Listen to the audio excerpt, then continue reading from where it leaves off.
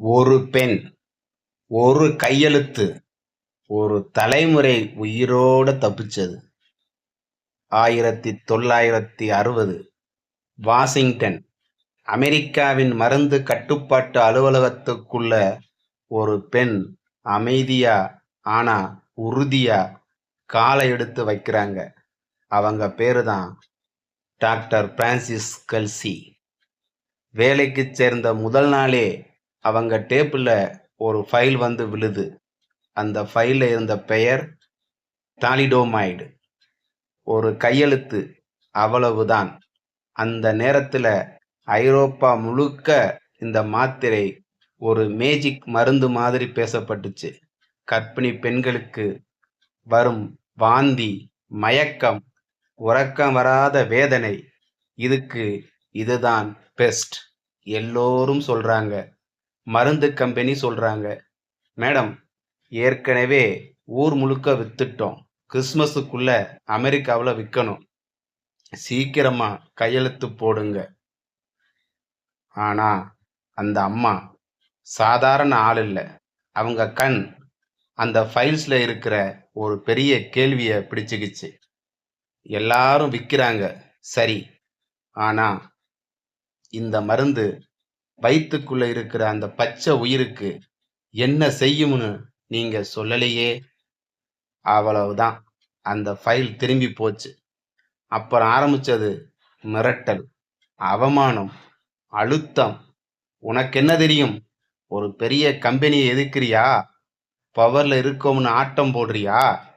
1960 ஆண்களே அதிகாரமா இருந்த காலத்துல ஒரு பெண் தனியா நின்னா எவ்வளவு கஷ்டம்னு யோசிச்சு பாருங்க. அன்னைக்கு அவங்க நினைச்சிருந்தா, போனா போகுது, எல்லாரும் கையெழுத்து போடுறாங்க, நாமளும் போட்டுருவோம். ஆனா அவங்க மனசு ஒண்ணு சொன்னது. சரியான பதில் கிடைக்காம இந்த பேனா அசையாது. ஒரு நாள் இல்லை, ஒரு வாரம் இல்லை, கிட்டத்தட்ட ஒரு வருஷம் அந்த ஃபைல் லாக் பண்ணி வச்சாங்க. 1961 ஜெர்மனியில் இருந்து வந்த ஒரு செய்தி உலகத்தையே உலுக்கி போட்டது. அந்த மருந்து சாப்பிட்ட தாய்மார்களுக்கு பிறந்த குழந்தைகள் கையில்ல, காலில்ல, சிலருக்கு மீன் துடுப்பு மாதிரி சின்ன உறுப்புகள். 10,000 குடும்பங்கள் சிதறி போச்சு. பல குழந்தைகள் பிறந்த சில நாளிலேயே இந்த உலகத்தை விட்டு போயிட்டாங்க. அப்போதுதான் அமெரிக்காவுக்கு புரிஞ்சது, அந்த ஒரு பெண் அன்னைக்கு மிரட்டலுக்கு பயந்து கையெழுத்து போட்டிருந்தா இன்னைக்கு எத்தனை குடும்பங்கள் கண்ணீர்ல மிதந்திருக்கும். அன்னைக்கு அவங்க தடுத்தது ஒரு பேப்பர் இல்ல, ஒரு தலைமுறையோட அழிவு.